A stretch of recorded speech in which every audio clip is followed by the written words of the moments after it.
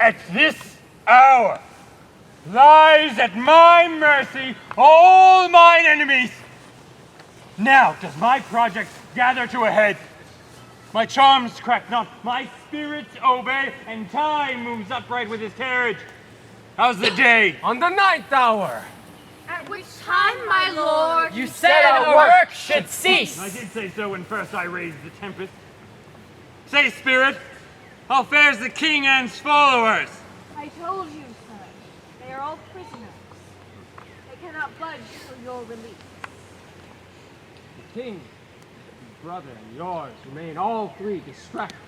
And the remainder mourning over them, brimful of sorrow and dismay. But chiefly him that you turned, sir, the good. Oh, Lord Gonzalo. His tears runs down his beard like winter's drops from eaves of moon. Your charm so strongly works them, that if you now beheld them, your affections would become tender. So think so, spirit. Mine would, sir, were I human.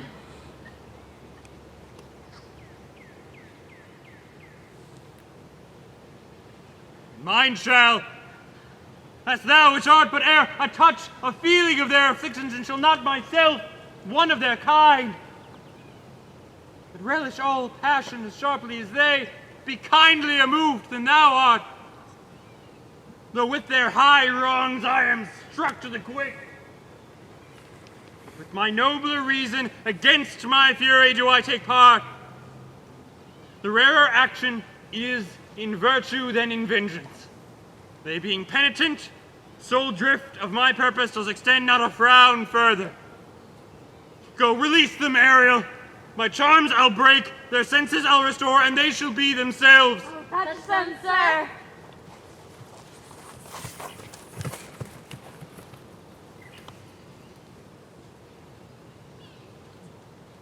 I have bedimmed the noontide sun, called forth the mutinous winds, and twixt the green sea and the azure vault set roaring war. To the dread rattling thunder have I given fire, and rifted Jove's stout oak with his own bolt. The strong-based promontory have I made shake, and by the spurs plucked up the pine, and the cedar graves at my command have waked their sleepers, oped and set them forth by my so potent art. But this rough magic I here abjure. And when I have required some heavenly music, which even now I do to work mine end upon their senses that this airy charm is for, I will break my staff, bury it certain fathoms in the earth, and deeper than did ever plummet sound, I'll drown my book.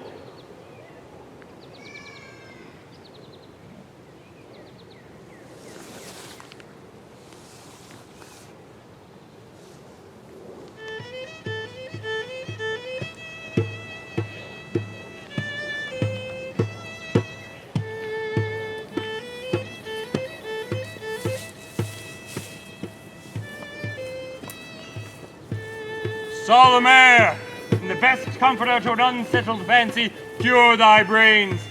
Now useless in thy skull. There stand, for you are spell stopped.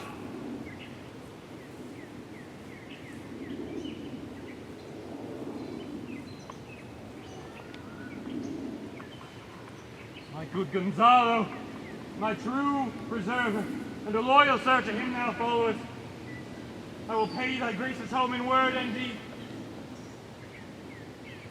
Most cruelly didst thou, Alonso, use me and my daughter.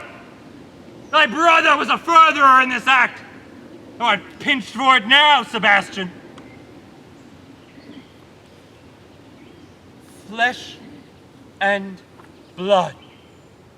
You, brother mine, who entertained ambition, who expelled remorse and nature, who with Sebastian would have killed your king.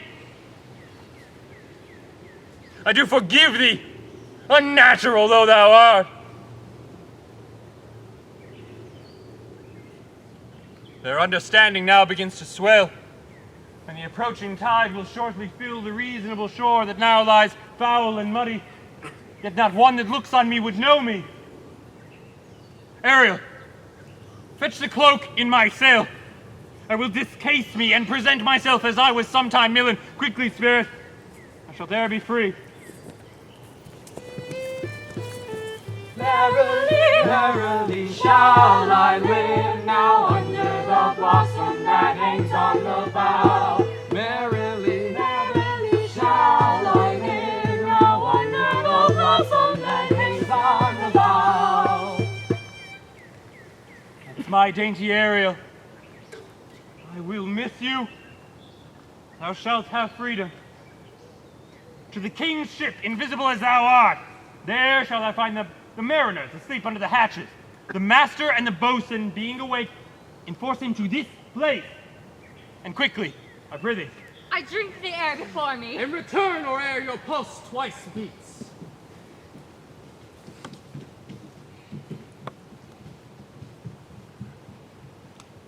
Behold, Sir King,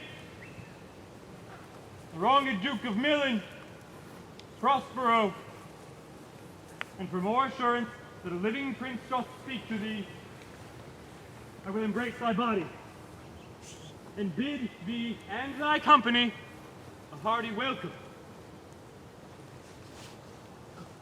Thy pulse beats as of flesh and blood, and since I saw thee, the affliction in my mind immense, with which I fear a madness held me. This must crave, and if it be at all, a most strange story. Thy dukedom, I resign, and do entreat thou pardon me my wrongs, but how should Prospero be living and be here? First, noble friend, let me embrace thine honor, whose worthiness cannot be measured or confined. Whether this be or be not, I'll not swear. You do yet taste some subtleties of the island. Will not let you believe things certain. Welcome, my friends. But you, my brace of lords, were I so minded, I here could pluck his highness frown upon you and justify you traitors. But at this time, I will tell no tale. The devil speaks in him. No! You, most wicked sir, whom to call brother would even infect my mouth, I do forgive thy rankest fault, all of them, and require my dukedom of thee, which I know perforce thou must restore.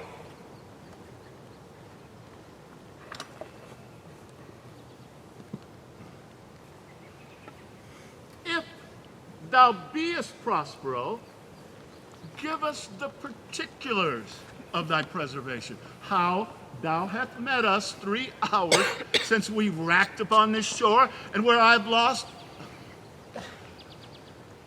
How sharp the point of this remembrance is. My dear son Ferdinand. I am woe for it, sir. Irreconcilable is the loss, and patience says it is past her cure. I rather think you have not sought her help, of whose soft grace, for the like loss, I have her sovereign aid. You, the like loss? As great to me, for I have lost my daughter. A daughter? Heavens! That they were living both in Naples, king and queen there. That they were. I would wish myself muddied in that oozy bed where my son lies. When did you lose your daughter? In this last tempest. But howsoever you have been jostled from your senses, know for certain that I am Prospero, that very duke which was thrust forth of Milan, and who most strangely, upon this shore where you were racked, was landed to be the lord on it. But no more yet of this. Welcome, sir.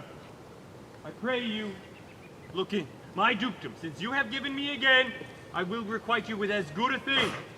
At least bring forth a wonder to content ye, as much as me, my dukedom. Sweet lord, you play me false! No, dearest love, I would not for the world. Yes, and for a score of kingdoms you should wrangle, and I would call it fair play. If this prove a vision of the island, one dear son shall I twice lose. Though the seas threaten, they are merciful. I have cursed them without cause. Oh, may all the blessings of a glad father compass thee about. Say, how camest thou here? Oh, wonder! How many goodly creatures are there here? How beauteous mankind is! Oh, brave new world that has such people in it! 'Tis new to thee. What is this maid with whom thou wast at play? Your eldest acquaintance cannot be 3 hours. Is she the goddess that has severed us and brought us thus together? Sir, she is mortal, but by immortal providence, she's mine. I chose her when I could not ask my father for advice, nor thought I had one.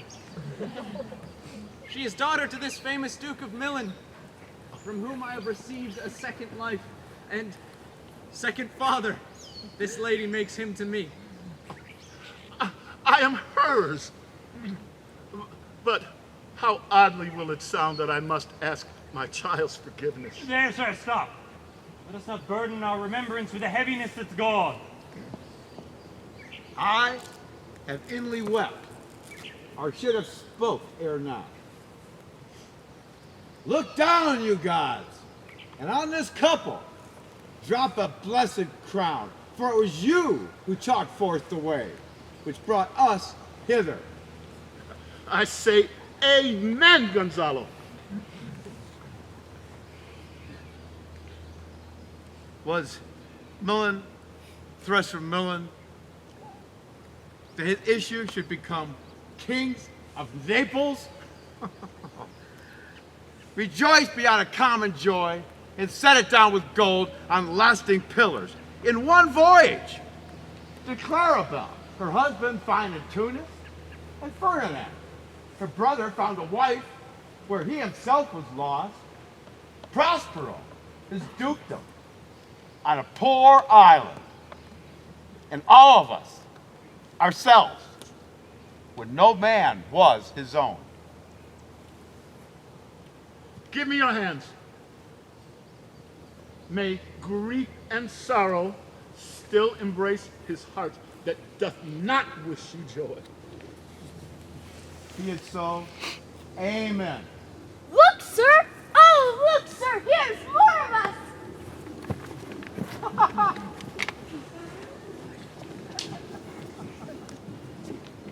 What is the news? The best news is we have safely found our king and company. The next, our ship, which but 3 glasses since we gave out split, is tight and yar, and as bravely rigged as when we first put out to sea. Sir, all this service have I done since I went. My tricksy spirit! These are not natural events. They strengthen from strange to stranger. Say, how camest thou hither? If I did think, sir, or well awake, I'd strive to tell you. We were dead asleep, and how I know not all clapped under hatches. Where but even now, there were strange and several noises. Roaring, howling, shrieking, jiggling of chains, and more diversity of sounds, more horrible. We were awake, straight away at liberty, where we and all our trim freshly beheld our royal good and gallant ship, our master capering to ire. On a choice so please you, even in a dream, were we divided from them and were brought moping hither. Was it well done? Bravely, my diligence, thou shalt e'er be free. This is as strange a maze as men e'er trod. Sir, my liege, do not infest your mind with beating on the strangeness of this business. At peck leisure, I'll resolve you. 2 ways, be cheerful, and think on each thing well. Come hither, spirit. Release Caliban and his companions. Untie the spell. How fares, my gracious sir? There are yet missing of your company some few odd lads that you remember not. Every man, just for all the rest, and let no man take care for himself, for all is but fortune. Courage, you bully monster! Courage! These be true spies which I wear in my head. Here's a goodly sight. Oh, Septimus, these be brave spirits. How fine my master is, I'm afraid he'll chastise me. What things it is, my lord Antonio. No money by him. Very like. One of them is a plain fish and no doubt marketable. These three have robbed me. And this demi-devil, for he's a bastard one, had plotted with them to take my life. Two of these fellows you must know and own. This thing of darkness, I acknowledge mine. I shall be pitched to death! Is this not Stefano? My drunken butler? He is drunk now. Where had he wine? And Triculo is reeling right. Where should they find this grand liqueur that hath gilded him? How camest thou in this pickle? I have been in such a pickle since I saw you last that I fear me will never out my bones. I shall not fear fly blowing. Why, how now, Stefano? Oh, touch me not. I am not Stefano, but a cramp. You'd be king of the isle, sirrah. He should have been a sore one. Is it stranger things ere I look on? He is as disproportioned in his manners as in his shape. Go, sirrah, to my cell. Take with you your companion. And as you look to have my pardon, trim it handsomely. That I will. Now seek for grace and be wise hereafter. What a thrice double ass was I to take this drunkard for a god and worship this dull fool! Go to, away! And hence, bestow your luggage where you found it! Or stole it, rather. Your Highness, I invite you and your train to my poor cell, where you shall take your rest this one night, and in the morn I'll bring you to your ship, and so to Naples, where I have hoped to see the nuptial of these, our dear beloved, solemnized. Then I will retire me to my Milan, where every third thought shall be my grave. I long to hear the story of your life, which must take the ear strangely. I'll deliver all, and promise you calm seas, auspicious gales, and sails so expeditious, and shall catch your royal fleet far off.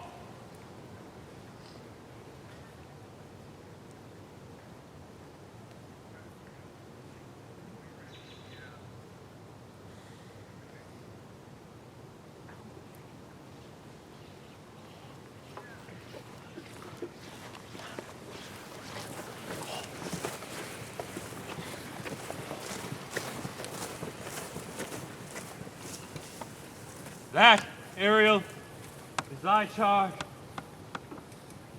Then to the elements, and be free. Fare thou well.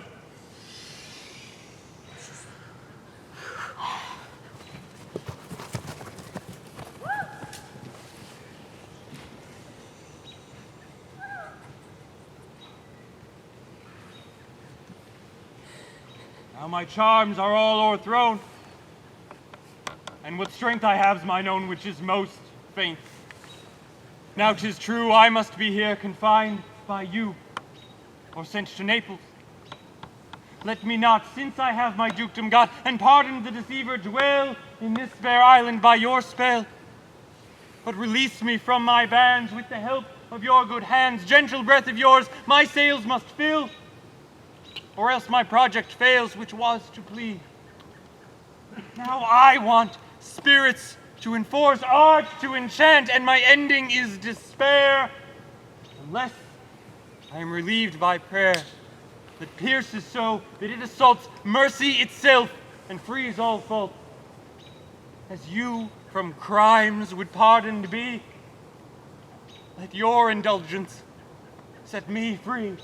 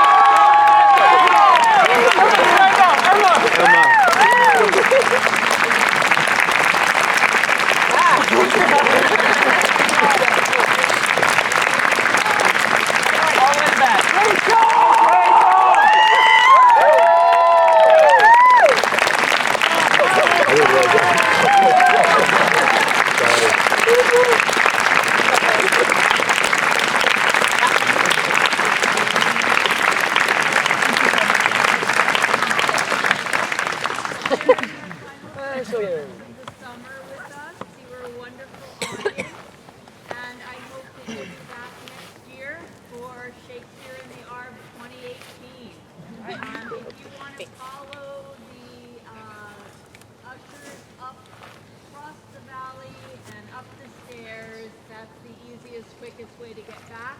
We also still have some room on the golf carts if you want to see Ian. His hand is raised and back. Thank you so much.